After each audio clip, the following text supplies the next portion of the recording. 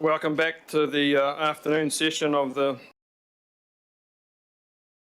We're up to item 10 and we've hung around and endured the morning session, so good on you guys. And this of course is the Auckland Council submission on the draft land transport rule, setting of speed limits 2024. So of course, paper that came through a little late in the piece there, and that's due to the fact we're working to a very compressed timeline, which seems to be the rule rather than the exception these days. So I just by way of introduction, I just remind people that this is a council submission that we're talking about here. It's to a rule. It's not a piece of legislation in that sense. There will be no select committee hearing. But what it does have, of course, which brings us to the item, is a runs until the 11th of July. And I guess as with any consultations of this nature, people are at liberty to submit themselves. But this will be the council position.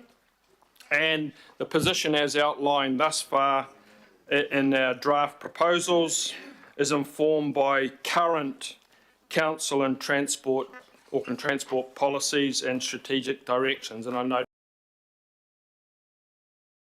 presentation. So I just wanted to make those things clear so that we kind of understand what we're dealing with here. And that is, it's a submission, and that our submission is based on our current policies and directions that have been established over the last couple of years. Okay, with that said, I'll hand over to Michael to do the introductions and to give us a brief presentation. This process, as you've said, has been a joint process between Council and Auckland Transport. Council input, and I'm joined here by Teresa Burnett, the General Manager, Transport Safety, and the Technical Lead for Transport Safety. We have all input to the submission, and we have also received input so far from 10 boards. We have not been able yet to get the draft submission in a fit enough state to send to councillors. As possible following this meeting. I'll now hand over to Teresa.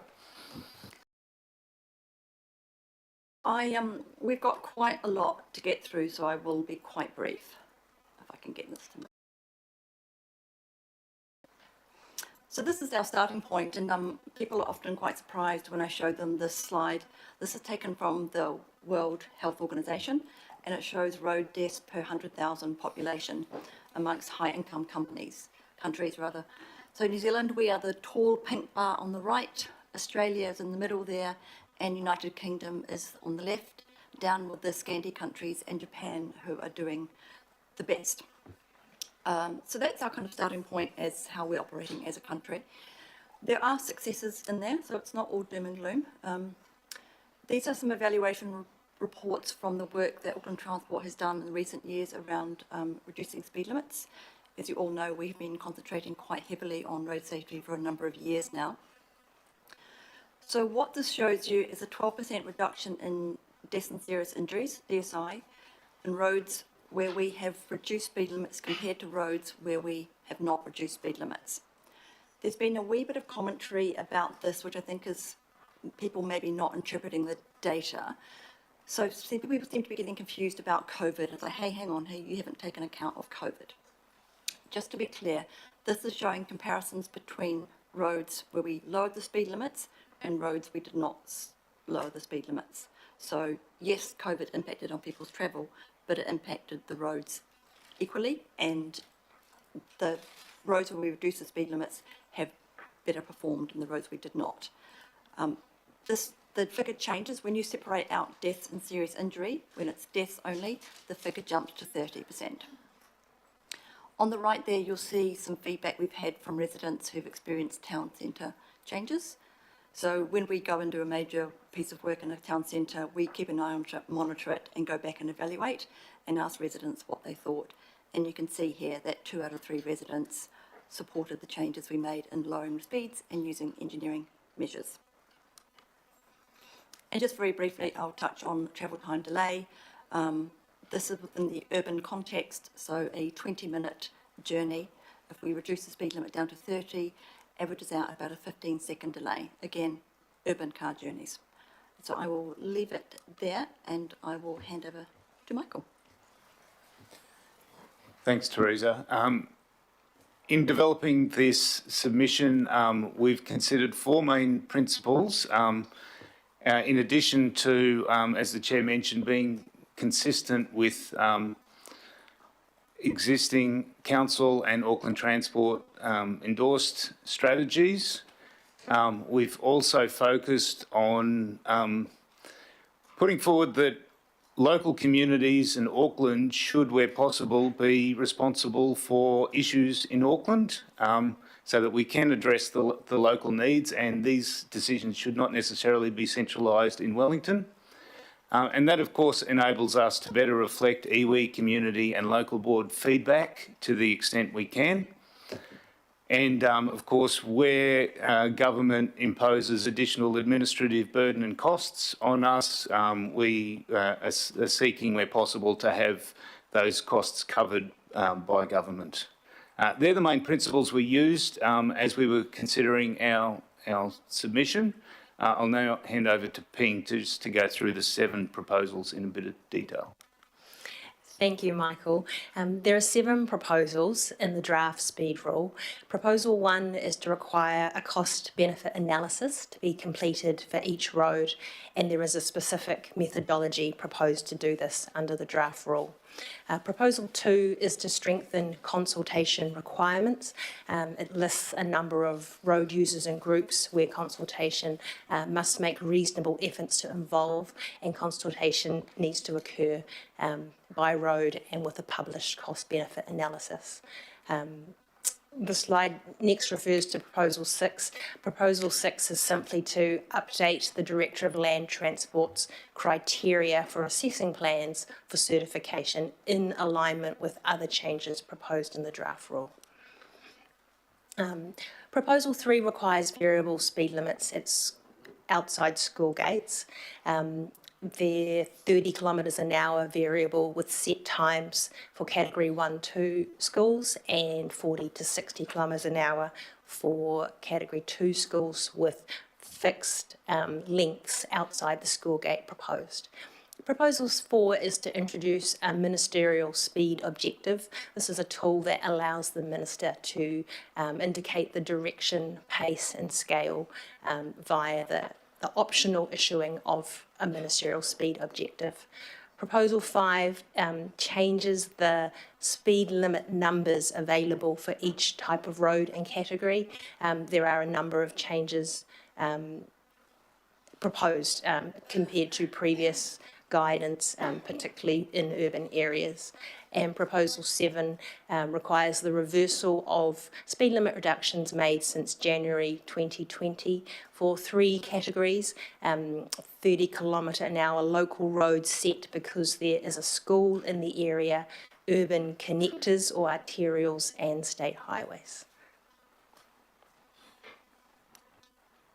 I have 2 pictures here. This is an example in Kelston under the proposed school gate variable changes.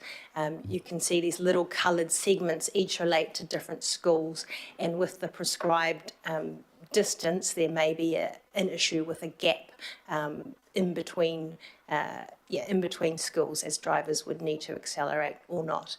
The rule does allow some reasonably practicable modifications, and we're just awaiting clarity on what that means. This is an example from Mangere. After the proposed reversals to 50 and the implementation of variable 30, a driver kind of driving from the bottom up to the top would need to go at 30 during school, say drop off and pick up time, and then just accelerate to 50.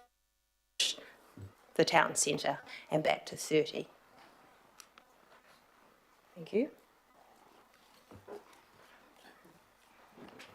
That's us done. Ready for questions. Okay, thank you, folks, for the presentation there. So I think just in order to help focus us here, councillors, I think if we could just take. Okay, we've got 7 proposals that are outlined here. We've had a presentation on those. So if we could just initially just zero in on any questions people have with respect of the proposals, because there's 7 of them, and some may or may not be understood. There may be things we want to clarify. Then we can open up to general questions after that to do with other matters. But the submission is going to revolve around the 7 proposals. So I think it'll be useful if we get that clarified, any questions people have got with those in mind to start off with. And as I understand it, Michael and Teresa and Ping are ready to answer those. So I think we can just take them in convenient little bundles here. So proposal 1 was to require a cost-benefit analysis for speed limit changes, and our positions articulated there. And proposal 2 to strengthen consultation requirements. So we'll just take those 2. Has anyone got a question on those 2 to start off with? Otherwise, I'll just keep going. Honey? Tēnā koe. Just a quick one, you made reflection on mana whenua. Did you get any feedback from mana whenua? Yeah, tēnā koutou. Thank you very much for that question. So we've been engaging with mana whenua and Mātai Waka since the inception of the Safe Speeds program. We have had direction from the mana whenua Kaitiaki Forum that this aligns with their objective to reduce road harm for mana whenua and Mātai Waka. We've also had transport tables with mana whenua and wānanga and direct conversations with schools and kura kaupapa. And overall, the consistent themes and feedback we've heard is an ask to take a holistic response when it comes to speed management and to particularly consider tamariki and future generations. In addition, we've had a number of specific requests for certain locations where speed limit reductions have been requested. Thank you for that. Okay, so no questions for 1 or 2 then, Councillor Hills? Just on the benefit cost ratios, could you give me the figures, and it is connected to the variable speeds, could you give me the figures of the benefit cost ratio of the safe speeds, the 30k zones at all times, compared to the variable speed zones? Because they're quite stark as far as I know, and could you explain why? Sure, thank you. Yes, so we have looked into this, and if you use a variable school gate sign, the sign is only operating for set hours, and so that does reduce the benefits, and they can be costly if they are electronic. And so when we've looked at that, the benefit cost ratio is typically negative for the investment. Permanent speed changes do produce strong benefit cost ratios because they are quite a low cost intervention. And they can produce high safety benefits. And maybe I guess I think it was Flow, the information we got there, which spoke about, it was something like 9 versus 0.2 or something, or 7. So is that because the cost of the deaths and serious injuries caused and the investment going in is so starkly different between those 2 options? Yes, so the reduction in death and serious injury produces the safety benefit, which is a lot stronger with a permanent speed limit change, and the cost of implementation, I guess, is part of the cost, and so that reduces the total BCR for variable signs. And then I'm trying to connect them together. If the Minister or the direction is asking us to consider economic analysis more than safety or equal to, how come we're being asked to move all these school areas to variable if the economic outcomes are so much higher with the lower speeds. I can't connect those two things.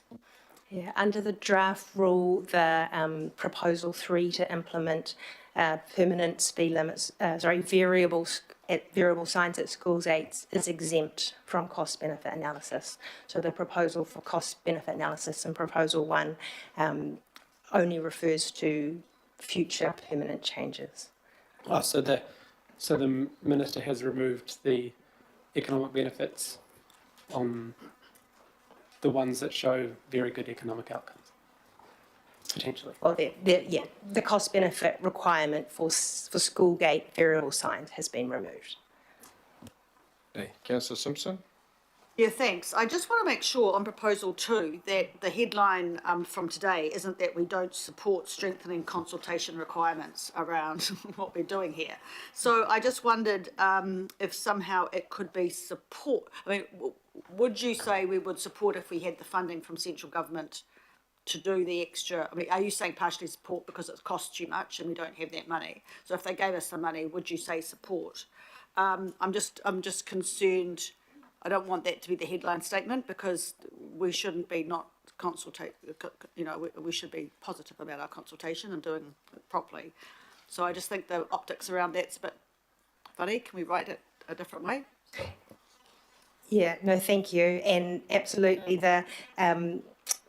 we really support the kind of, extensive form of consultation which we have done to date, and actually the description in the draft rule of the groups that we need to consult with is within what we currently do. So that's absolutely aligned. The comment here is around the requirement to do road by road consultation and to produce a kind of separate and individual cost benefit analysis and consultation by road segment. We've noted that we have used that approach under previous phases, and we have produced for the public technical documents that exceed 5,000 pages, and so we're not sure that is a useful use of costs and provides that transparency as part of the process. I've done it in my ward, and you have done road by road, and it hasn't been 500 pages. It's been kind of quite easy. So I suppose I was just, I suppose how many roads do we have in Auckland? I don't know, it's a lot. Okay. All right. Councillor Baker? So you just, in regards to these two, and it's a very urban focused thing and so rural, and so Michael provided some information this morning that basically under the draft rule the RCA would retain the power it currently has to review speed limits and make changes in rural areas, so it's not automatically reverting. In terms of the ability, or the need and requirement to undertake a business analysis on each road, is that for ones that potentially we in rural areas would want to take back, say the ones that got slapped into 60 for some fairly, doesn't matter, I won't go there, expended myself in that a few years back, but are we still going to have to do that? Is that, would that, to revert back under the current rule and the rule that exists, would there still need to be a business case provided, and what is the capacity of the organisation to undertake that business case if we are absolutely focused on urban roads?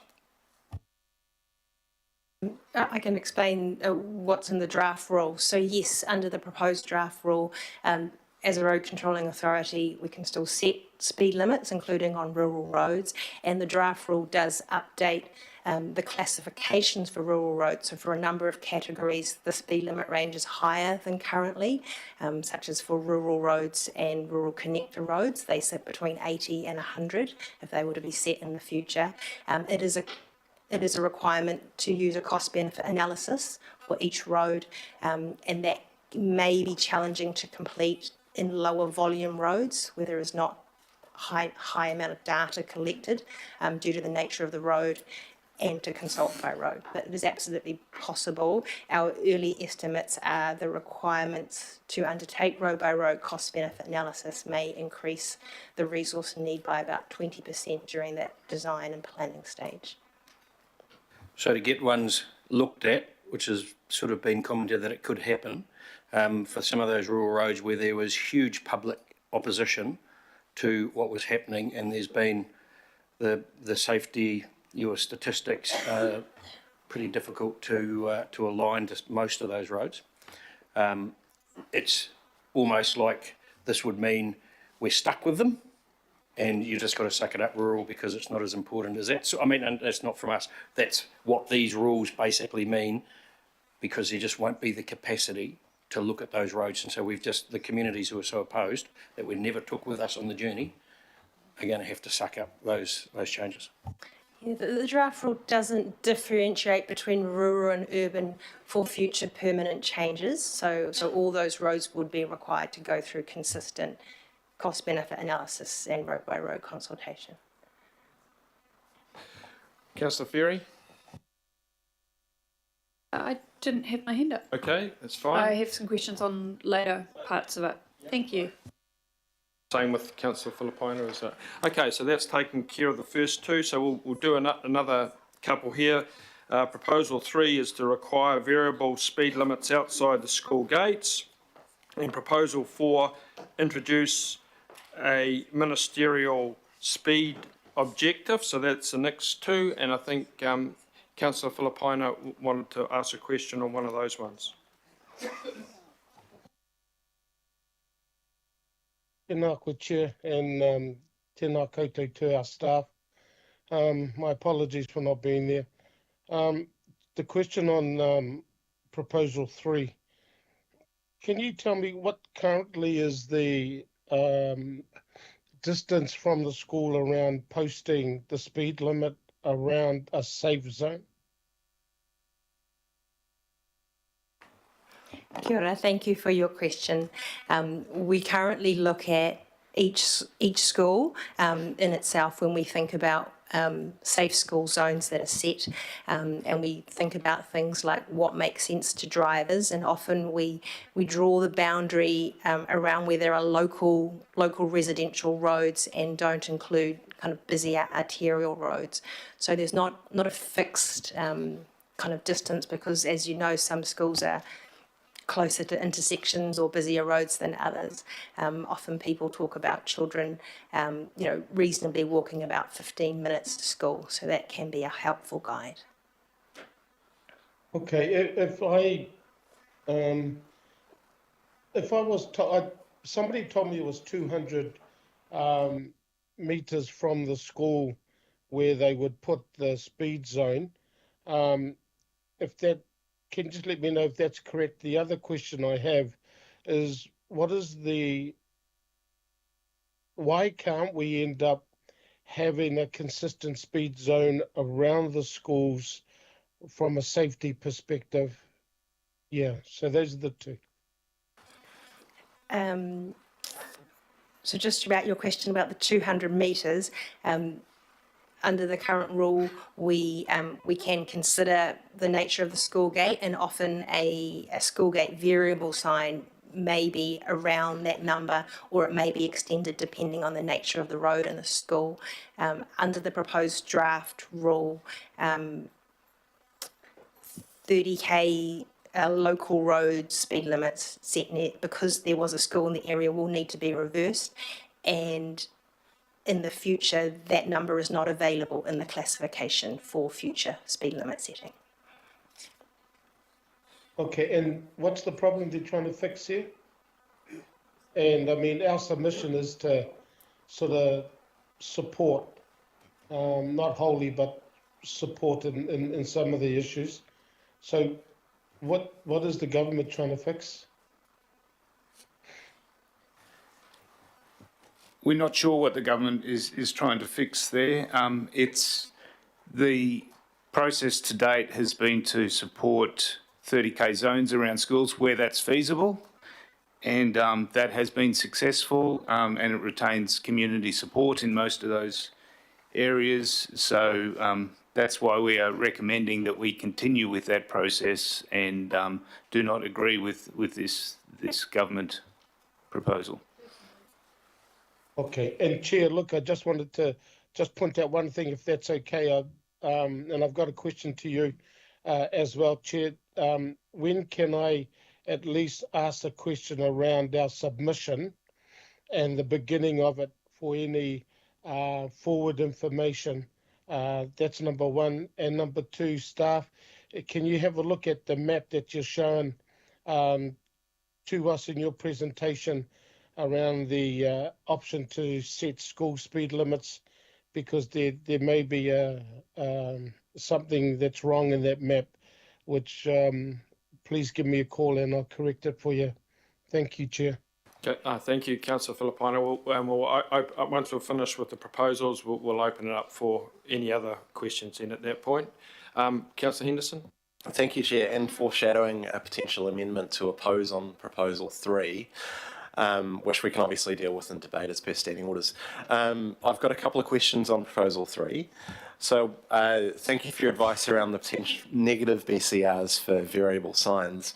I've seen some economic analysis which has BCR figures of around 3.5, 3.6 for the fixed signs and permanent speed limits that we currently do.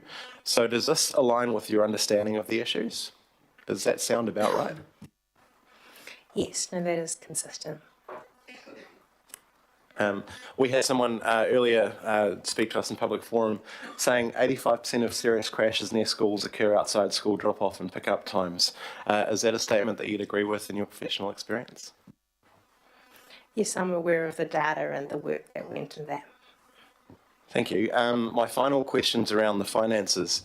So obviously changing fixed signs to variable ones across an entire city is obviously going to incur some cost. Do we have any costings of how much that's going to cost and where those finances are going to fall? Is the government paying for that, or are we paying for it? So in the GPS, which was just been finalised, it does say, and I'm quoting here, funding for reversing speed limit changes will be a priority for the GPS 2024. So we would expect NZTA to be providing some funding, but it's not clear at this point how much funding would be available and whether or not it's going to be a part contribution at the usual funding assistance rate or not. That's really helpful. Thank you. Just a quick follow-up, because we're sort of plucking it out of the air a little bit. We just don't know, right? So, in your experience, we'll be talking millions of dollars. Any kind of ballpark figure that you might want to proffer for us? We're absolutely talking millions of dollars, of course. So we're looking at maybe the cost reversals of being between 5 and 8 million. We need to look at the signs and the markings on the roads, for example.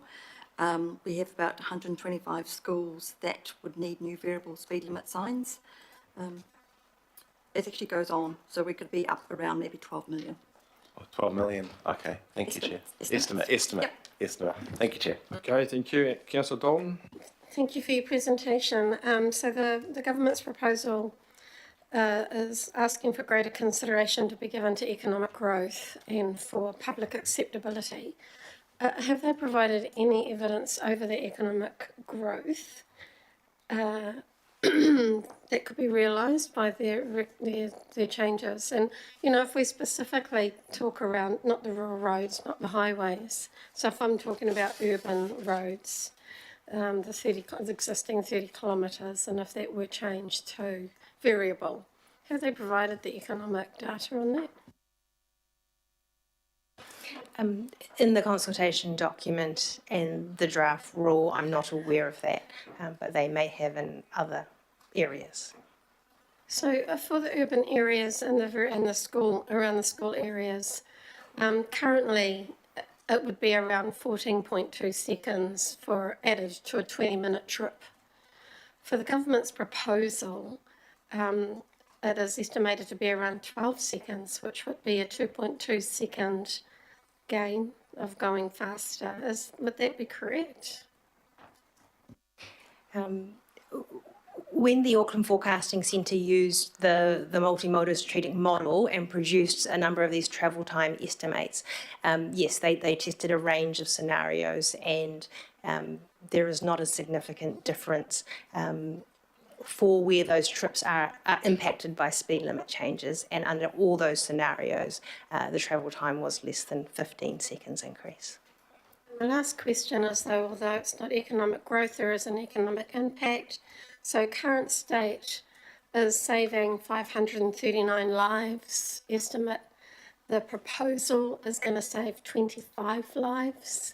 And so looking at that as a VCR, I suppose the savings are about $1.3 billion, current status, and about 65 million on the proposal for variable speed. So is that cost in their workings, the cost that it will be if we go from saving 539 lives to 25 lives?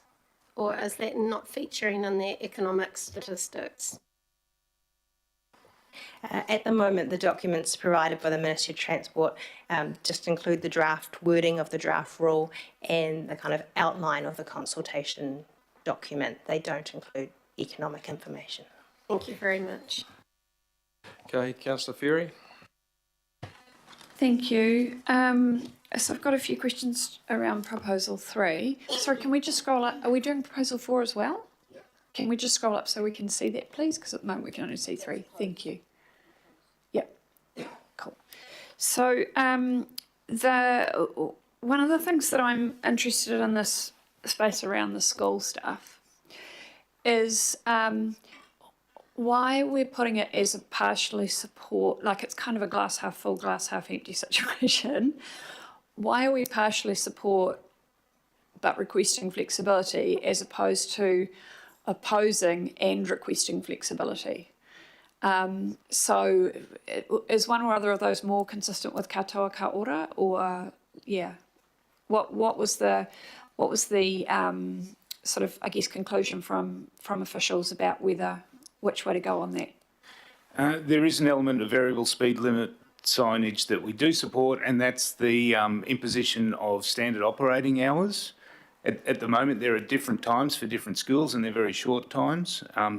The proposed speed limit rule gives them 90-minute periods in the morning and at the end. That's a consistent time, so it's much more understandable for motorists. We support that element of the proposed rule. We do not support the other elements. That's what we're proposing. Okay, I guess my question would be then, and I guess this probably speaks to the amendment that Councillor Henderson's considering, that we potentially should be changing that to oppose and then listing what we do support. Because, yeah, but I'll come back to that. So one of the things that we've seen heard a lot about here is the impact on congestion of having lower speeds, in particular around schools. Have we got some data on that in terms of what we think the Councillor Dalton mentioned some of the travel times, but do we have a broader picture of the impact on congestion? And just to caveat that, I'm particularly interested in how lower speeds around schools might promote mode shift, which in turn has an impact on congestion. So looking at that bigger picture as opposed to the trip-by-trip focus we so often are doing.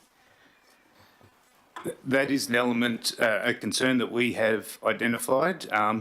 Although there is a small travel time savings in increasing the speed limits, as you've seen, it's only a matter of seconds per trip. And there is a concern that if speed limits around schools are higher, then parents will be more reluctant to allow their children to walk or cycle to school. That will mean more car trips. And it is the car trip to school that's changed over recent decades and contributed to the growth in congestion. So there is the potential for this to result in increased congestion, which could overwhelm any of the minor travel time savings. And of course, that has other impacts on the children and so forth if they can't get to school independently. And then we have the flow-on effect potentially too of if a parent has to start their day by driving a child to school, they're more likely to continue driving. Is that being considered in terms of that congestion aspect as opposed to the parent then being able to use a different mode? That is part of what's driven the increase in congestion over recent decades, and we have included that concern in our draft submission. Okay. Then what about the impact of accidents on congestion? Higher speed accidents resulting in longer road closures, more harm to people, those kinds of things. Has that been considered in the congestion aspects of higher speeds? We hadn't included that, but it does make sense to we'll look to see how we can put that in. Because, more crashes would result in more delays and more congestion. And I guess also the seriousness of the crash as well. The more serious the crash, the more likely you need the special crash unit to come and look at it, which closes the road off for a period of time. Yeah, that kind of stuff. Okay, it would be helpful, I think, to put some of that in. My final question on this particular bit is just around the 200 metres conversation around schools. And like I was just checking my own kids, one of them walks 300 metres from our house to the back gate of the school. Lucky for him, it's on really quiet roads, super quiet at the moment because of Kāinga Orders work. Another kid walks 800 metres at the shortest to the school gate for the intermediate. So I'm just wondering why we so often use 150 or 200 metres.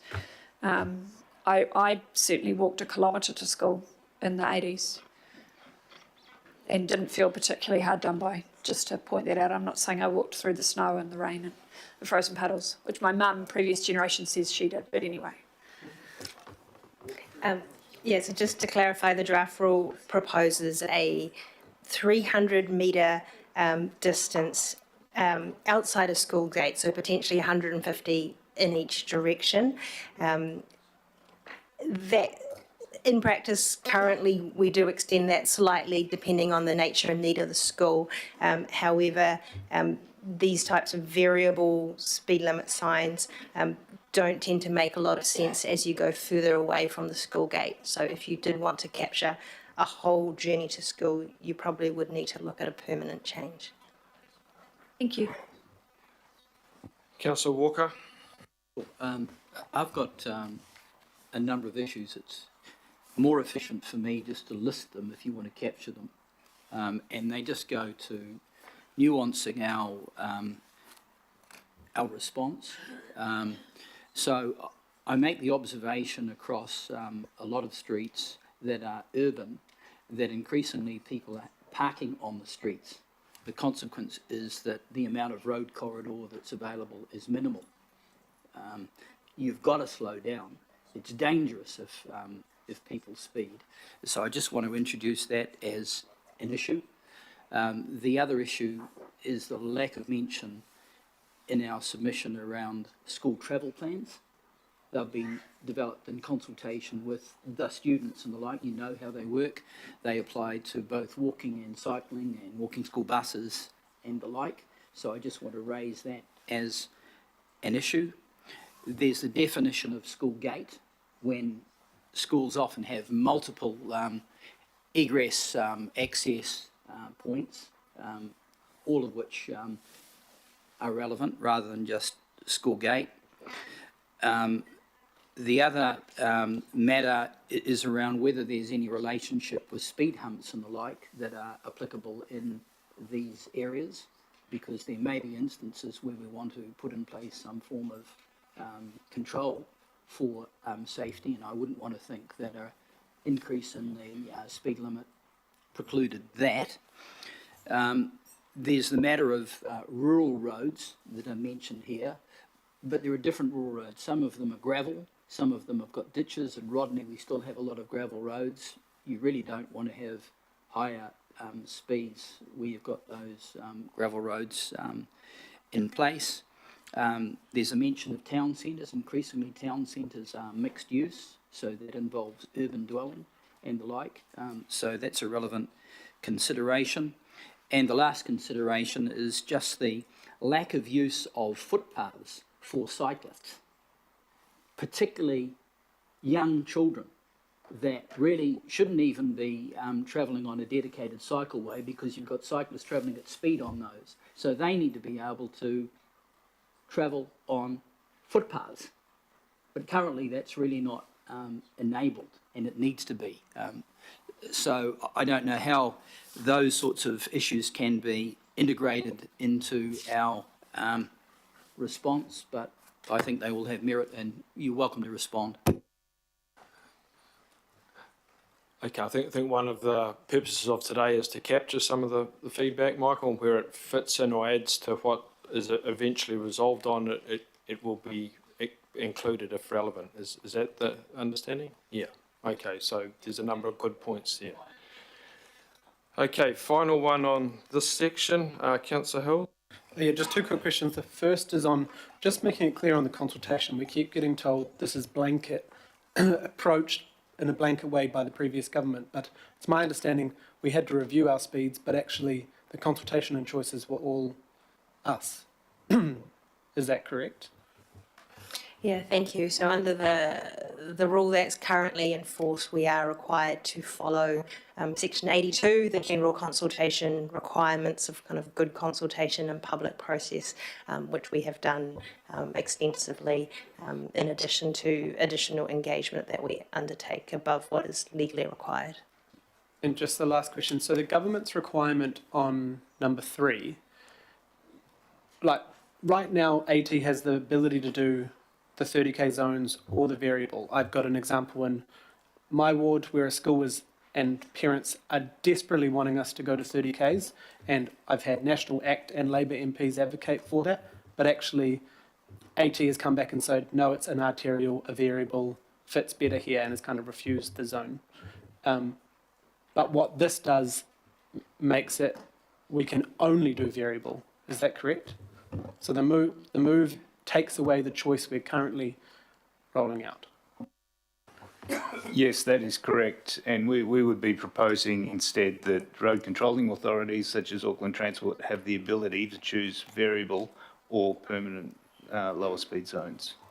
So I guess just want to make it clear that our current, even before the last government's changes, we had the ability to do both.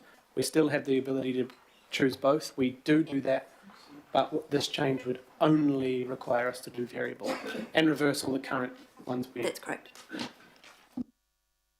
Right, so let's move on to the remaining questions then. Any questions on proposals 5, 6 or 7, bearing in mind 6 is largely just a technical, so we're really just talking about 5 or 7. Any quick questions of clarification on those before we move on to more open and then debate? Okay, Councillor Sayers. Yeah, number 7, Chair. The this going back to what Councillor Baker raised around the rural section, and I think there might be the possibility of some wordsmithing just to add on another bullet point under number 7 there. There's situations where in the rural areas of Auckland, roads that were 100 kilometres per hour got caught in the last kind of trench of changes, and they got changed down to 60, where probably the right speed was either 70 or 80, but they weren't able to be initiated at that time.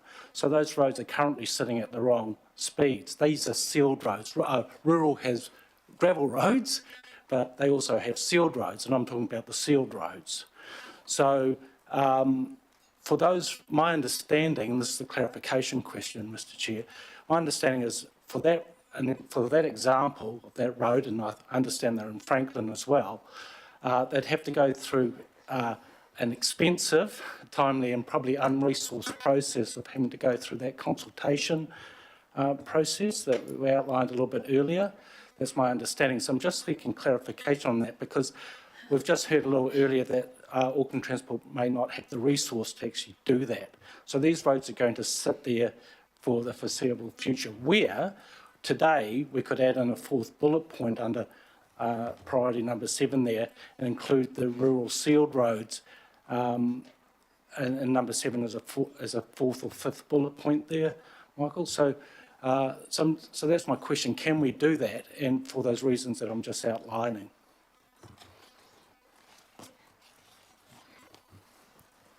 Right.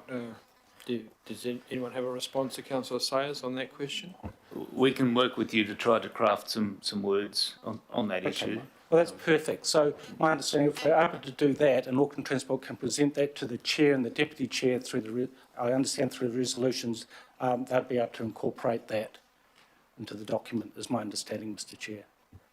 Yeah, what I've said is that any suggestions that have been put forward by people that if they fit in with the the proposals that are supported, then of course they can be included in whatever way the writers of the submission seem appropriate. Okay, lovely. Okay, Well, yeah. if perhaps we could, Michael, we could do that and work through myself and Councillor Baker, and we'll help you.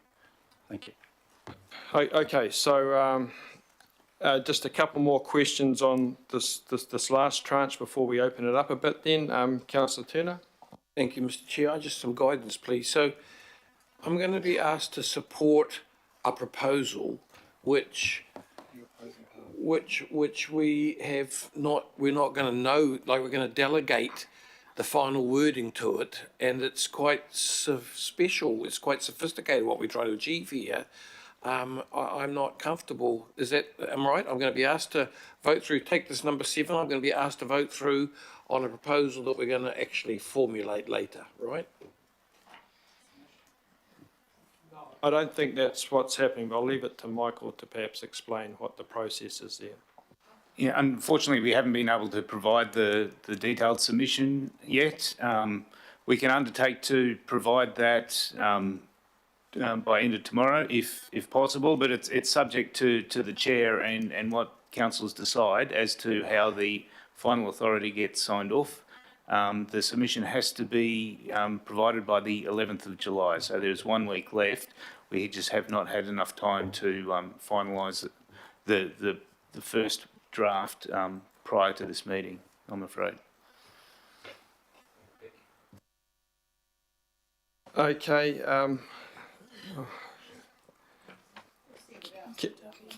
Yes, that's what Michael said. Councillor Darby? Thanks, Chair. Thanks all. Thanks, Michael and Ping, for this. Can I ask you these questions, Michael and Ping? I think it was Councillor Filipina that asked a question about what is the problem. So I just want to follow that a little bit further. I think, Ping, you answered that, but I want to get this confirmed. Has the government in this proposal defined the problem? And in defining it, has it also undertaken a rigorous cost-benefit analysis in its solution to the problem which it is proposing? That's my first 2 questions.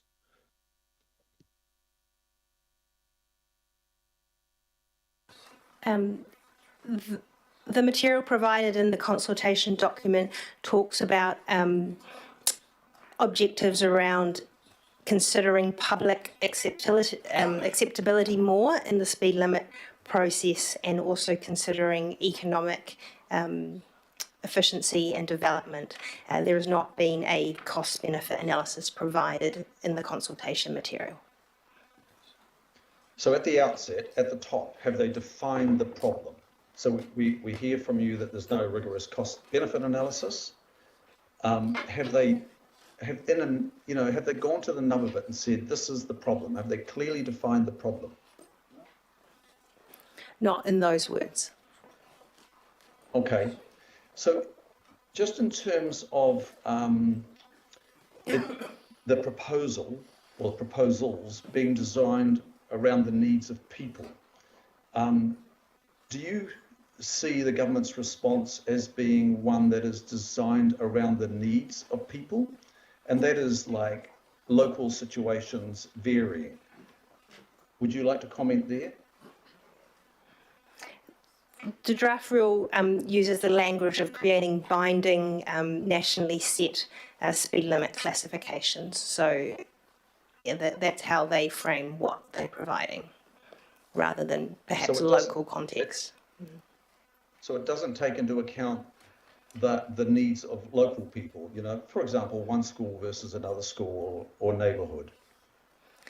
No, the material uses the term binding in terms of the speed limit classification table. Yeah. And lastly, in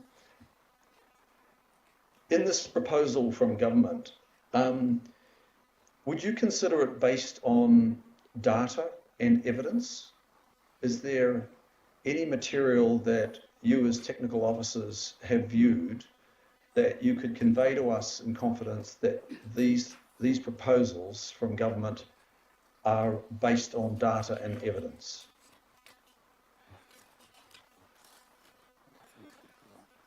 Yeah, no, nothing's been provided that I'm aware of. Okay, Chair, if I just want to draw to our attention, and I think this is worthy of inclusion in the submission, because now, Chair, I just want to refer to the coalition agreements between National and ACT and National and New Zealand First, and I'll go to the National ACT one, and under section 17A, principled, it makes mention of making decisions based on sound public policy principles, including problem definition, rigorous cost-benefit analysis, etc. And then it talks about, in section D, it being people-focused and being designed around the needs of people who use them. And then there are other relevant sections, and then there's section F, which is headed up evidence-based, and that says decisions will be based on data and evidence, etc.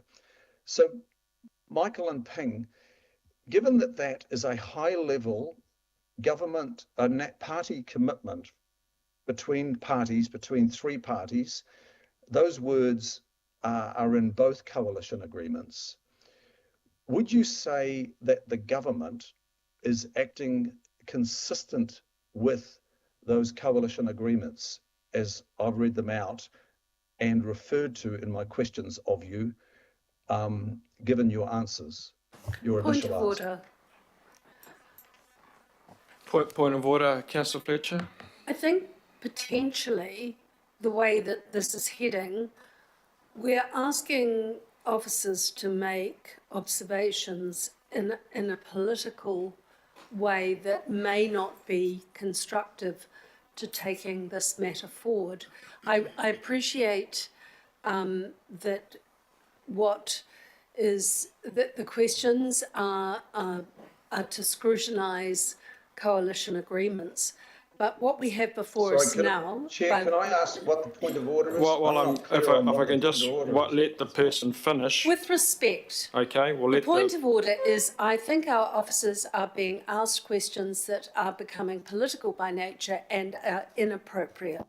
Okay, so I'll make a rule in that I'll allow Councillor Darby to finish his questions. He's entitled to pose questions, and then ultimately it'll be up to us to decide whether they're political or not. And I think that's a fair point. This is a submission, but Councillor Darby, if you could finish your question to the officers, and the political or otherwise will be up to us to judge very shortly, I imagine.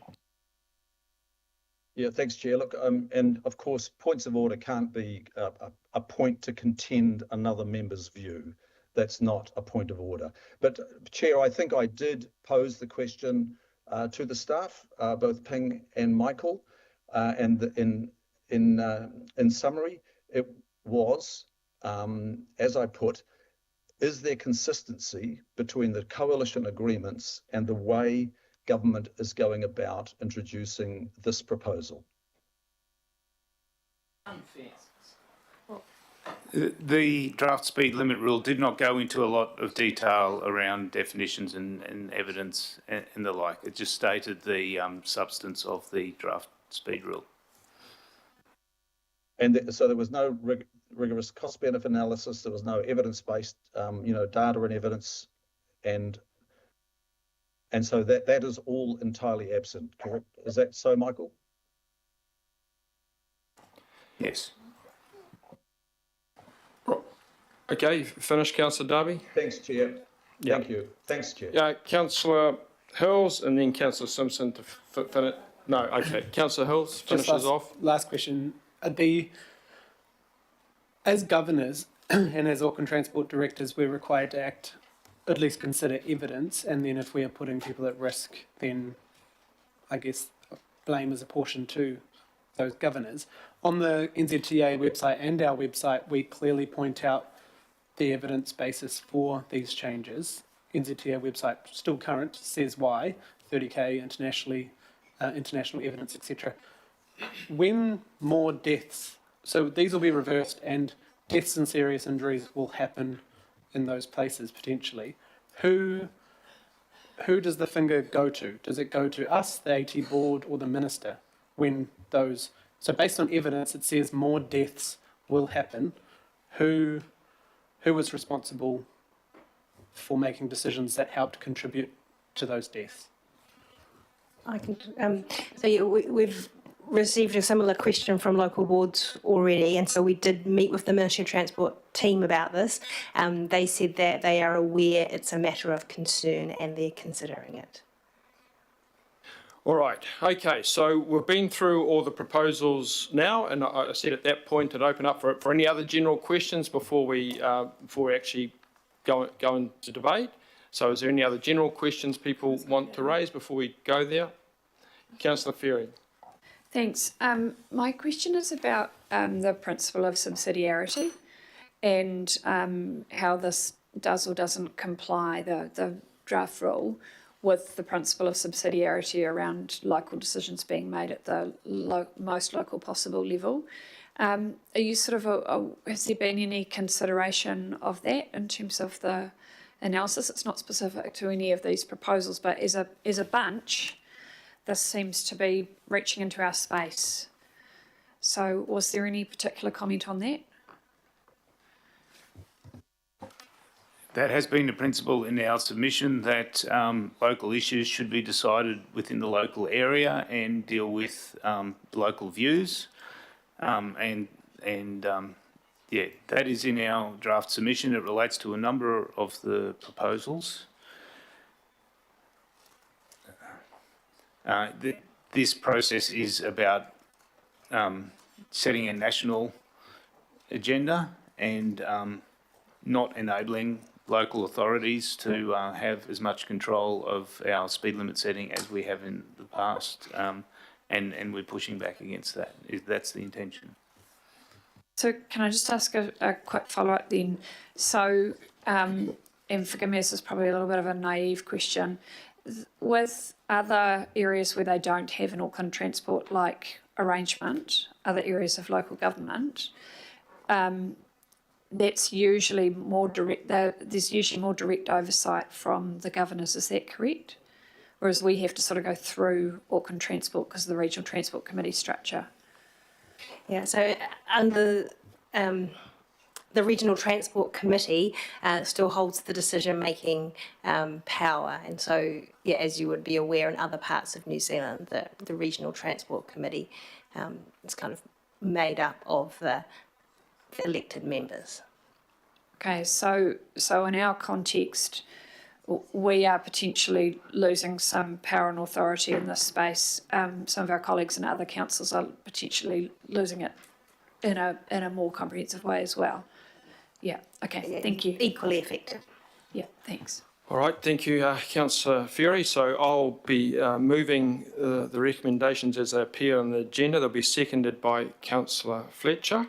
So I will now open the matter up for debate. Councillor Henderson. Yeah, thank you. Might be nice for me to go first because I'm proposing an amendment if we can bring it up on. It's very simple. It just changes in 3 partially supports to opposes. Yeah, cool. Okay, and yeah, if that's okay, Chair, I'll just speak to it very briefly. Look, I'm requesting my colleagues to support this and actually clarify our position a lot more. It reverses the default setting back to opposing, but also I very deliberately left in the rest of the sentence to allow for flexibility for AT to look into local circumstances, and I think it's right to listen to the evidence and the data on that. You know, I see there's a number of reasons why I raise this. One of them is safety, one of them is on economic grounds, and one of them is on grounds of good governance. So on safety, it's very clear. We've had it brought to us and confirmed 85% of serious crashes near schools occur outside school drop-off and pick-up times. Right, that's where the real problem is around here. The government's proposal seeks, for reasons that seem to be unrelated to any kind of solid evidence, to make a change that will, by definition, make our school areas less safe. I don't really know why we would do that when Auckland has the 4th worst safety record in the Western world, and why we would do that in areas where lots of vulnerable Aucklanders use all the time. I'm asking you to resist attempts to make that even worse and resist changes that will put Aucklanders at risk. On economic ground, it's very clear as well. We're supposedly doing all of this for economic reasons. Well, we looked at the BCRs involved, and we were advised today that it was a negative BCR to do these variable changes. Whereas to do what we're doing now in terms of fixed permanent signs with fixed permanent speed limits, it's a BCR of 3.6. Right, if you're looking at the evidence, fixed permanent signs also save around 180 more Aucklanders from death or serious injury. The government's proposal cuts that down to 29, right? We're going to give up 150 lives for that, 150 people injured and maimed for that. All this for a gain of a couple of seconds of travel time. A couple of seconds, and the time it took to clear my throat. Now, I'm not a big city economist, right? But this doesn't add up financially or in terms of safety. And finally, in terms of finances, for this privilege, so-called, we're going to be asked to put up $12 million or some element of $12 million that we don't have. That's not budgeted. That's called an unfunded mandate. I do need to make this one other point. At the end of the day, we are the road controlling authority. We are. Aucklanders put us in this position democratically to make decisions like this, and the local boards in particular, right? When I was the local board chair, one of the first things we did was we put in the first slow speed zone in Auckland, in Te Atatū South. That's right, and to this day, I hear positive feedback all around from parents of the school, from local residents as well, just how safe that place is. It's fantastic, and I'm very proud of it.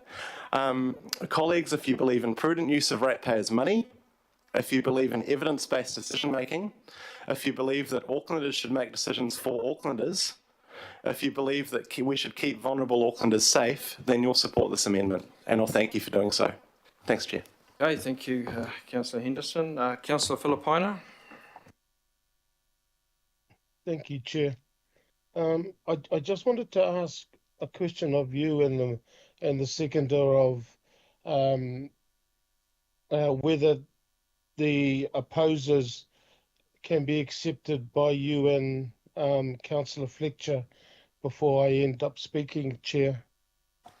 As addition. No, I've discussed with Councillor Fletcher, and we're happy to go with what the officers have recommended based on the the established policies and strategies. So any amendments, any changes to that, we're going to have put up as amendments, Councillor Filipaina.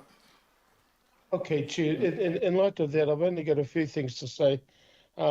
Firstly, I personally was going to do the same around just this particular one, and that's number 3.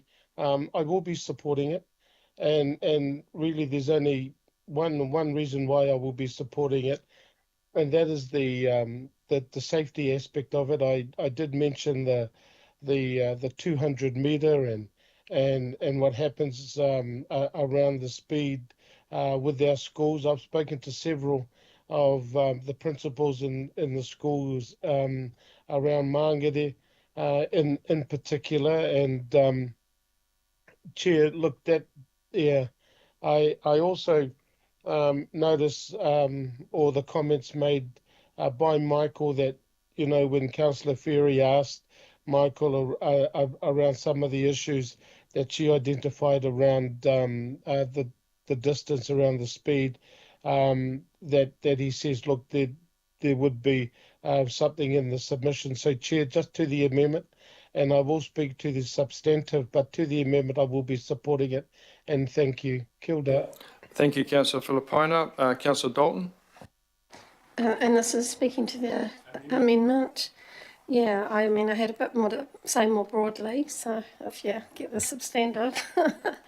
Look, there was a report that was done called A Kid's Vision for Transport by Crank, and I think it's relevant when we put it into the context of the schools. And part of this context, it was 12 schools, none in my area. I'll read them out. Bayswater, Bayview, Epsom Normal, Greenhithe, Kelston, Meadowbank, Newmarket Primary, Ngā Iwi, Oranga, Point Chevalier, Silverdale, Westmere. A key hope from the children of that school was that the decision makers, the adults in charge of the strategies and plans that are shaping our city, will be encouraged and empowered to to action by the voices of the young residents of Tamaki Makaurau. After all, they're going to be the ones that inherit what we do. And I say this to central government too, in the context of us being able to have the control or the decision making over local circumstances.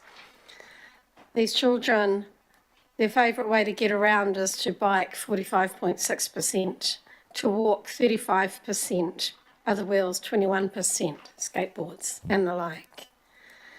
They want to be able to walk safely around our streets, whether that's to school, from school, or just around their neighbourhoods. And to do that safely, we need to have the lower speed limits. They're asking us to be curious about their lives, that their needs and their preferences, and that we be confident in making changes in their favour, because they can't vote yet. They can't vote yet, and we're the ones tasked with making the decisions. They're the ones that are going to have to live with the consequences of the choices that we make around this table and that central government choose to make in whatever wisdom that they're using with this proposal. So I'm speaking in support of Councillor Henderson's amendment that we do oppose the requirement for variable speed limits outside school gates. We've heard from a principal of a school and from others that accidents are happening outside school hours, around school areas. It's not just outside the school gate that we need to take care. We need to take care everywhere. I'm speaking again from an urban perspective. I keep in mind what Councillor Baker and Sayers say around the rural areas, and that they are quite different. So I'm coming from my perspective, what I know and what I witness. We do need to have flexibility around local circumstances. I think that one of the presenters spoke before around we need to have a look at the road. If the road is long, the road is wide, perhaps it's not a 30 kilometre, perhaps we need to reassess that. That's the decision that we can make locally. We don't need a blanket decision by a government to tell us how to live our lives. So just a bit of a plug from the kids and what the kids have asked us to consider on their behalf. Kia ora, thank you. Okay, thank you, Councillor Dalton. Councillor Hills. Thank you, Chair, and I'll speak now. I won't speak to the substantive. But yeah, I just think, unfortunately, and I appreciate the Rex, yourself and Councillor Fletcher have put up, because I think they're quite good in opposing the main parts of this change. Even if I preferred the higher speeds or lower speeds, I think the overreach from government taking away our rights to make decisions is pretty poor. And, you know, we all sat here and opposed Three Waters and things like that from the last government because we thought the overreach of control into local business was inappropriate last government. Well, this is happening again now. And I think the decisions, this is blanket decision making. We did not make blanket rules. Even if you read the presentation, actually that this body unanimously supported last year, which allowed for these speeds to be put forward, more than half actually are the variable speed zones, because AT said it works better here, but actually I think it was about 250 variable speed schools and about 150 slow speed zones. That was all we were asking for, each school to be judged on evidence, feedback from communities, and then we could do that. This, what the government has put forward, takes away all the good work we've done consulting with communities. I got emails and messages from schools and parents and others just appalled that all that work could be flipped around on a dime. So this amendment opposes the requirement to standardise everything. It gives us the ability to still put in those variables, which we've actually funded, but also allows us to put in those safe speed zones where we think it's appropriate. And it keeps all that tireless work over years for those schools. The young people that came and spoke to us last December, I think it was it Rodney College or Kaipara, they spoke about the change that has been enabled that they can walk home safely now. That they talked about, and it was pretty hard to listen, they talked about the way kids' skulls and bodies break under a 50 or 60 kilometre accident. It was hard listening to, but that is the fact. That is the fact of what this will do. Not based on emotion, not based on anecdote, but based on evidence from Waka Kotahi and Auckland Transport says that we will be hurting children and adults across our community if we allow these ministerial approaches to happen. It is not, emotional blackmail or anything. It is evidence. We are the third or fourth worst in the Western world for speed. We also approached it as our lower income communities are some of the worst off. Māori communities are well overrepresented in DSI, and walking and pedestrians and cyclists are they are overrepresented in the stats. And all we're saying here is to give us choice to do it ourselves and consult with our communities like we've continued to do so. Because I think we should not be allowing Wellington to decide what my son, the amount of safety he gets on his way to school, or the fact we have to drive him to school. It just seems so bizarre to me. And I do take what Andy and Greg and others say. There are nuances in the rural areas. There are issues with going from 100 to 80 to 60 to 70 to 30, but that can be done through this process. Local boards and local communities can also work with AT to make what fits. So I just hope we can all support this and support the recommendations from Councillor Watson and Councillor Fletcher, because it is not political. This is about us being in charge of the destiny, keeping our residents safe where we think it's appropriate. Thank you. Okay, thank you. Councillor Ferry. Kia ora. I was happy to second this amendment by Councillor Henderson, and obviously as a seconder I will be supporting it. Just to quickly outline a little bit of why, and I reserve my right to speak on the substantive, but hope I can get it all done in this one. One of the things that I've been reflecting on a lot when we have these conversations is what it must be like to actually be the driver who hits someone. And how that must change your life, whether you have injured someone seriously or not much at all, or you have killed someone, and that anybody can make a mistake. And that's what we heard from Break in particular, was about the fact that most of these incidents are happening because people make mistakes. They're not necessarily impaired in some way. They have made a simple mistake. And we can all make mistakes. Some people will know I don't drive more than about 45 minutes because I start to fall asleep after I drive more than a certain length of time. Sometimes I have to pull over and have a nap before 45 minutes. That's okay. I know that limitation and I can work around it. But the thing that drove me, no pun intended, to do that was actually the time I didn't take that into account and I did nearly fall asleep and my partner had to wake me up, and otherwise we would have hit a power pylon. So anyone can make a mistake. And I just really wanted to reiterate that when we make mistakes around schools, when we make mistakes around vulnerable road users, what it is that protects them is the street environment. It is the way that we lay out our streets, the speeds that we set, the phasing of the traffic lights to allow safe crossing. It is all of these things. It is not so much the things that happen inside a car. We've gone a long way with the technology inside cars, and I want to thank Member Christina Robertson from the Albert Eden Local Board for pointing this out to me. Seatbelts, which were considered controversial. My father was terrible at wearing a seatbelt. And pushed back on that, but now it's a given because we know that it does save lives inside cars. So how come we see it differently outside? How come we can't bring ourselves to accept that actually the damage we do to people outside cars versus the very small saving, and perhaps none when we look at the congestion figures around the impact of accidents on the system, it just baffles me, to be honest. And I don't want to be someone who makes a mistake that has a far bigger impact than it would if we lowered speeds, particularly around schools. And I want to say, just to the point that speed doesn't kill, people kill, yes. But also no, because if you're going 30, it doesn't have the physical impact on another person's body that going 50 does. So speed is absolutely a factor here.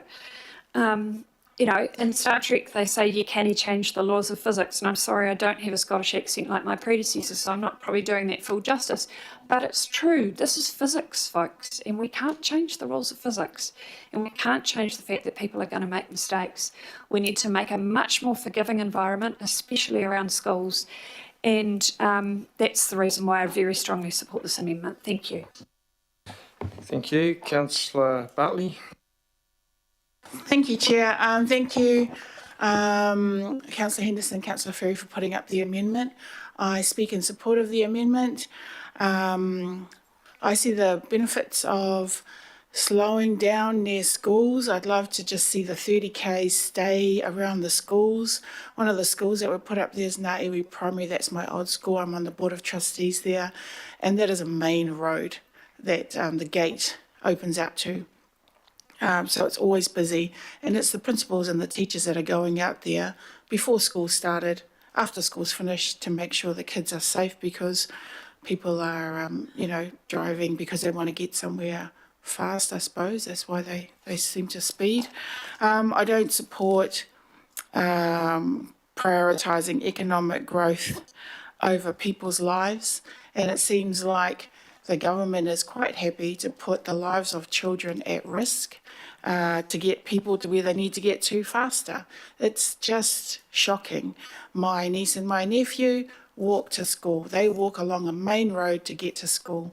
And I don't want to see anything happen to them when they're walking to school, when maybe the safest approach is to drop them off, but they want to walk with their friends.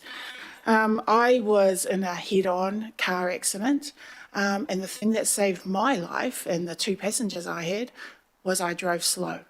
The other guy was a drunk driver, but it was speed that was a factor there in saving our lives. We slowed down. So I support slower limits, especially around school. We were asked before to make mukapuna decisions. I see this as a decision that will, support our mukapuna, support the 350,000 Aucklanders under the age of 15 who walk and take their bike and scooter to school. So that's what I'm looking at, and backing up what Caroline Perry and Break New Zealand presented earlier, and their life struggles to try and get this message across to all of us that, speed, the speed you take reflects on the damage that is caused when an incident happens. So kia kaha to Caroline and Break New Zealand for everything they do, but we need to do more, and I hope that this amendment reflects that and is supported in that way. Thank you. Okay, thank you. Councillor Turner. Auckland is a huge area now with many diverse communities and areas, rural areas where I live and stuff. I think that variable speeds in the appropriate places should be allowed. So I won't be supporting the submission, the thing. Thank you. Amendment. Okay, is there any other comments? Having said that, I'll just make a couple of very brief comments. I support the intent of the amendment, but I question its necessity in terms of what's been put to us in the detail, because in the detail we say that as part of the submission, and this is all going towards a submission, is we recommend that the RCAs retain discretion on the implementation of permanent or variable speed limits, as well as the distances where speed limits apply outside schools, subject to engagement with local communities and schools. I think that's what everyone wants, isn't it? So that is going in our submission. The reason that the term partially support was used because the officers wanted to support the notion that if, at least with the variable speed limit, it was going to at least introduce a standard operating hours, 90 minutes in the morning and 90 minutes in the afternoon. That doesn't currently exist. So, whether you use oppose or partially support, to me it's it's a little bit of a moot point as far as it goes to a submission, because I think we're both saying the things as far as the school gates go. So that's the only reason I won't be supporting it, because I've basically made the call that I'll go along with the officers, but I'm supporting the notion of the discretion retaining with the RSCAs and the subject to engagement, most importantly with the local communities and the schools. When I look around the local schools in my area, and I made a point of doing that before this meeting, 5 or 6 primary schools, most of them, well, all of them in fact, had engineered solutions, either speed tables or speed bumps, extensive signage. So it's very clear to me in that notion, and I suspect most schools will be the same, where there's already been quite extensive safety measures introduced over the years, not just in recent times, and with very good reason. So that's why I support this notion of the schools and the community calling the shops. They know the topography, the traffic patterns, what's required with gates and everything else, and that's what our recommendation says. So that's my explanation. So final speaker then, Councillor Williamson. Oh, Mr. Chairman, I'm sorry. I'm just trying to get the order. I thought you were just going to do. I put my hand up to speak to the substantive. I thought you were only doing the amendment first. No, yes, we are doing that. We're going to vote on the amendment, and then we'll go back to substantive. Okay, well, then I'll keep my hand up for later then. Okay, thank you. All right, so it's been moved and seconded. So all those who support the amendment, Division. and it's been a call for a division, opposes the requirement, changes the word to opposes, with all the other detail remaining the same.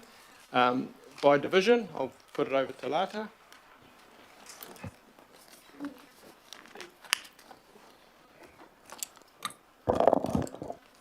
Councillor Baker, No. Councillor Bartley. Yes. Member Brown, Yes. Mayor Brown. Councillor Dalton, Yes. Councillor Darby, For. Councillor Darby, For. 4. Councillor Ferry, 4. Councillor Filipona, Aye. Councillor Fletcher, No. Councillor Foley, Yes. Councillor Henderson, Yes. Councillor Hills, Yes, thank you. Councillor Leone, Yes. Councillor Newman, No. Member Renata, Councillor Sayers, No. Deputy Mayor Simpson, Sorry? Councillor Stewart, No. Councillor Turner, No. Councillor Walker, No. Councillor Williamson, No. and Chair Watson. No. Oh, sorry. Sorry. So that's tied. That's a tie. So you can't stand And your casting vote, Chair. Oh my goodness. Sorry, what is it?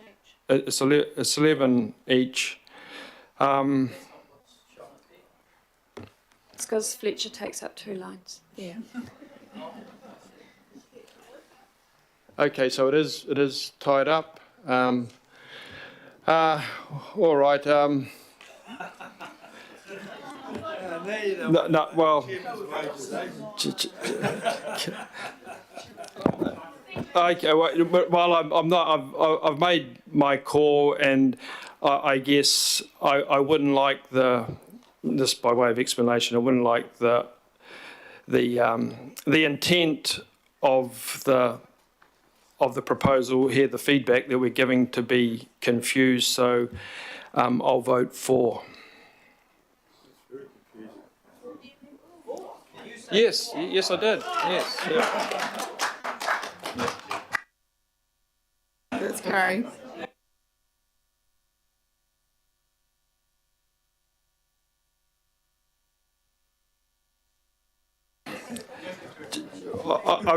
I've tried to explain it. First of all, a casting vote doesn't have to be duplicated as opposed to your substantive vote. And the reason I did it was because basically the proposal and our response to it is the same, whether you have oppose or partially support. So it was a bit of semantics, and I didn't want the headline to be that half Auckland Council, it's the Wild West in schools, which is anything but. It's quite the opposite. So I didn't want that misleading view going out.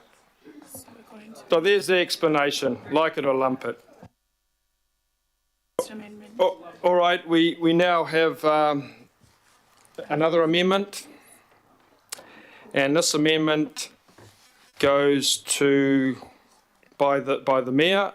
Okay, did you have a seconder, Mr. Mayor? Happy to second.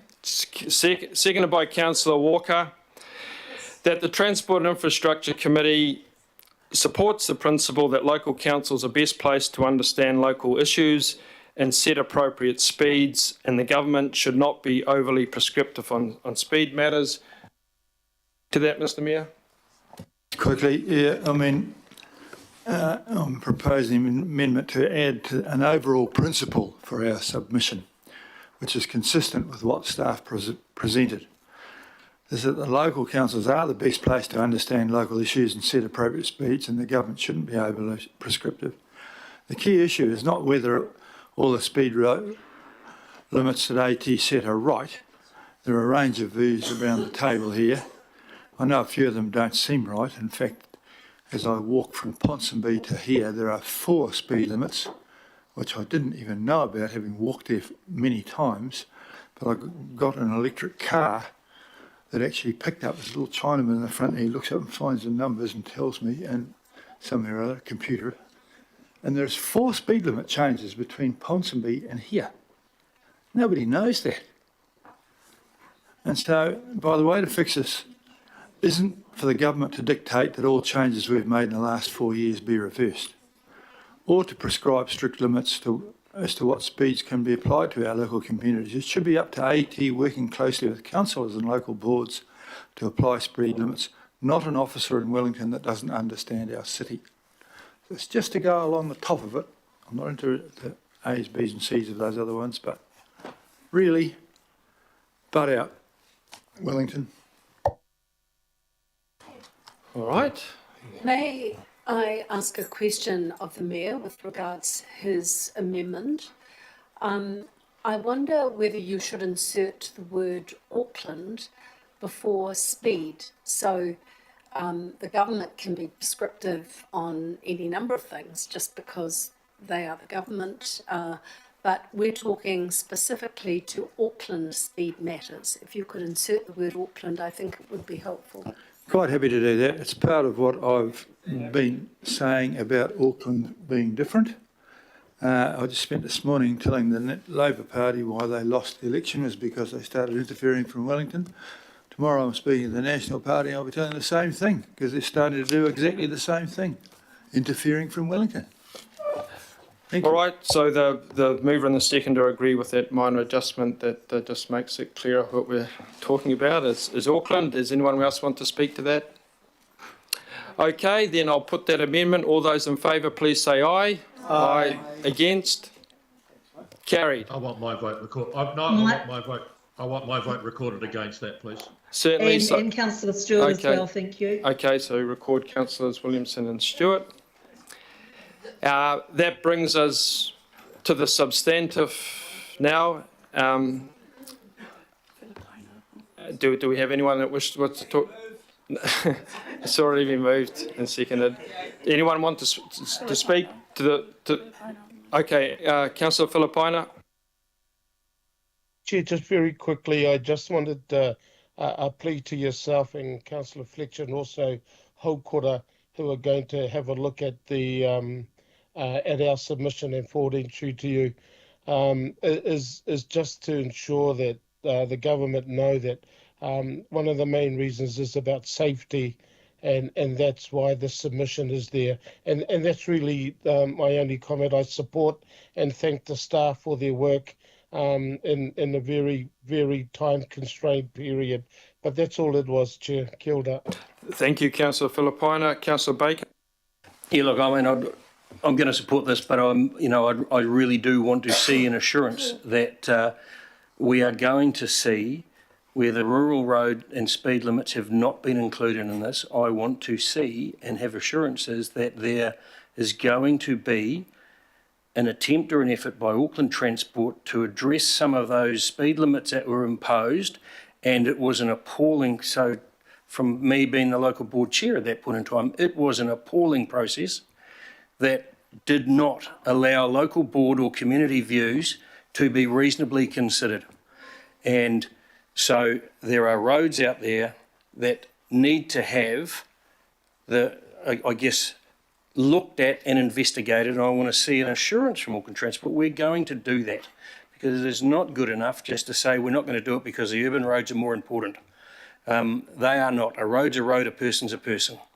And so I don't care whether it's in the centre of the city or it's driving through our Whitu or driving out the back of Welsford, it's as equally as important as anywhere in this whole region. And so I want to see that assurance that Auckland Transport will look at where there is information or request from the local boards to readdress some of those roads, that they do that. And I guess I'm in a privileged position to be able to ask that, but I really do want to see that, because it is what communities in rural areas are crying out for and have cried out for since day one, the tranches that came through. 360 lines of spreadsheets in both tranches, over both tranches, so more than that, 700 lines. The local board went through and gave individual feedback on, and to a road except one, they were ignored. And so most of them were in agreement of 80 Ks, but the ones where it just didn't work. It was an appalling and damaging process for communities and for local board relationships with Auckland Transport at that point in time. So I'm dead keen for that to happen. Thank you. Councillor Dalton. Thank you. I will be quick as well because I've already spoken, but support Councillor Baker 100%. The officers, when they presented earlier, they referred to a report called ABLE, and that was an interim evaluation around the first phase of safe speeds, and it tells us why we should have lower speeds. They took a control area, so although the time frame was around the COVID time, they didn't compare the results to the wider Auckland region. There was a control area compared with a lower speed area. And very quickly, in the 24 months, the phase 1 roads saw a 30% reduction in fatalities in comparison with the same period for the rest of the network. For the same period, there was a 11.8% reduction in DSI, 19.8% reduction in minor injuries, 18.4% reduction in all injuries. So 38.8% reduction in fatalities compared to what would have been expected if no changes to speed limits were made. So I guess we can all look outside our door at the street, across the street, at the school across the street, and nothing's happened. But across the difference from the speed limit reductions is indefensible, and how we would even consider, why a government would even consider that increasing speed limits with statistics like that is a good idea, I just can't fathom it. So this is the right thing to do.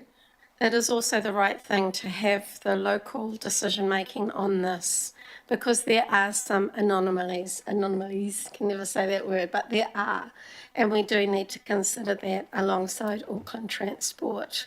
But the evidence is there from phase 1. We've had other phases implemented since then, and the evidence will be there too. There's no argument that lowering speeds is saving lives. And when I look at the comparison to what we have now, with a potential savings of 539 lives, and it sounds like a weird way to put it, but we would be saving 539 lives compared to what has been proposed that will only save 29 lives. There's surely no debate around which is the best option to go with.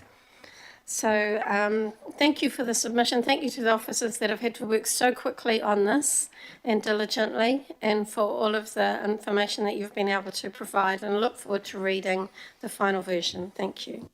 Thank you. Councillor Foley. Kia ora, thank you, Chair. I'm speaking in support of all of the recommendations here for our submission, and I look forward to what our submission will eventually look like for many reasons that others have outlined as well. I live and I represent one of the areas that has one of the highest DSI rates in our city. And I'm really mindful, when I was chair of the local board, we had students from Aorere College come and present to us, not once, but twice. And I think they've also presented since I've left that position as well.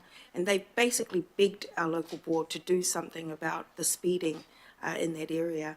Auckland Transport then undertook some work to investigate their request, and they found that that part of Papatoetoe is one of the worst parts, one of the worst areas in our city, and they proposed a speed reduction program for the whole of, not just where that school was, but actually for the whole of the area feeding into that in Papatoetoe. And over some time, I think it took 3-4 years, including COVID, there was a lot of consultation that went into it. But that, I'm using that as an example because that showed how we could locally respond to circumstances that were raised to us by our local communities. And I think that that's one of the big reasons why I support this, so that we can retain that local ability to respond to what our communities want, to the circumstances, whether it's a rural road or an urban road, or whether it's just outside of our schools or outside of our town centres. And so I fully support the recommendations by our staff. I'm also mindful that, you know, a lot of work has gone into the speed limits that we have set, and what the government is proposing will just sort of throw that all out the window. And so, yeah, I'm speaking in support of all of this. Thank you, Chair, and thank you to our staff as well, and thank you to Auckland Transport for all of their work, but also thank you to all the groups that submitted earlier on. Hearing those different viewpoints and different research as well has been really helpful. Kia ora. Thank you. Thank you, Councillor Foley, and finally, Councillor Williamson.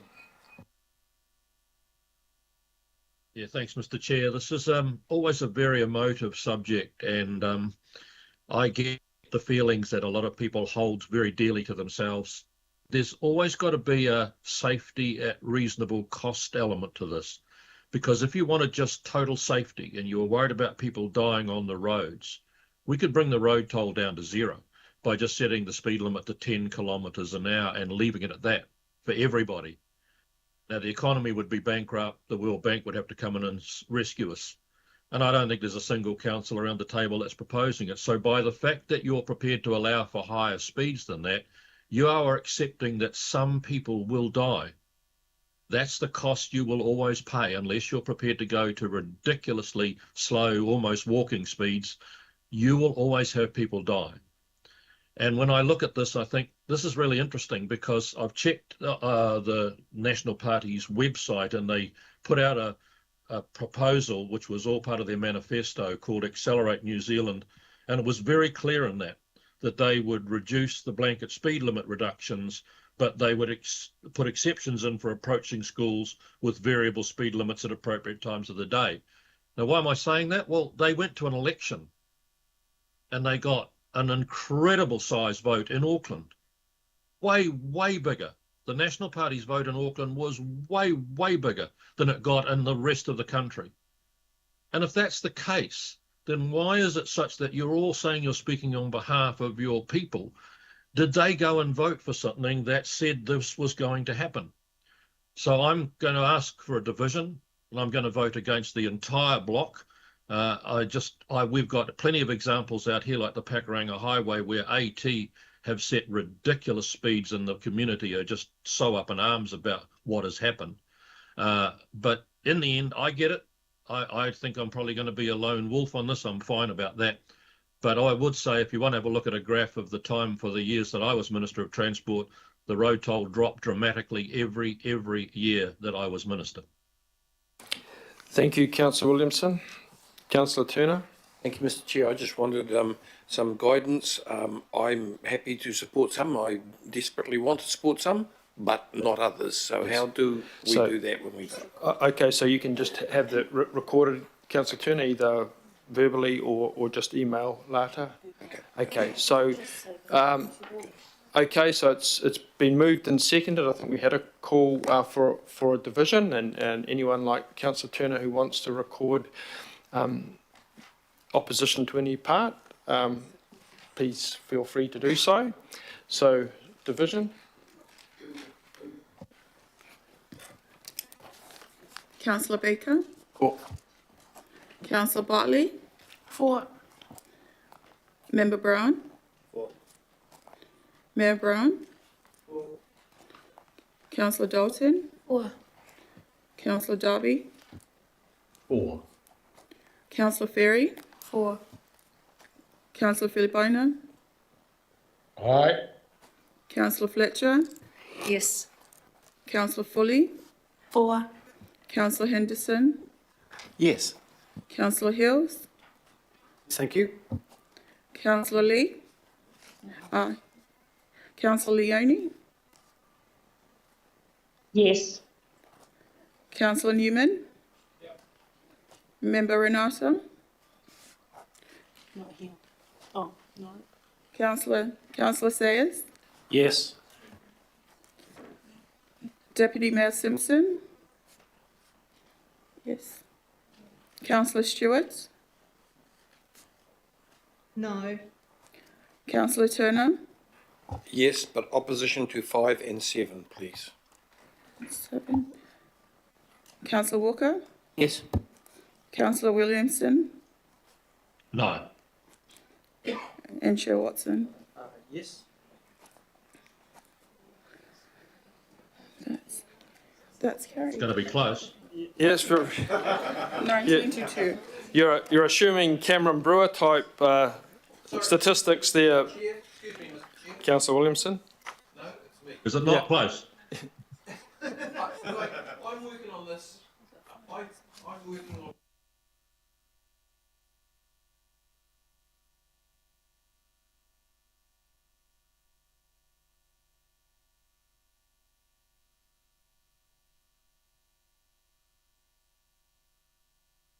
All right, that's that item, and that is a submission after all. And Michael Roth has said that once that submission is written up, he will circulate it. It's not ideal, but dealing with successive governments now, very tight timelines have been imposed, which make things very hard as far as due process goes. But we soldier on and do the best we can in our typically heroic manner. So we move on to the next items, which are hopefully going to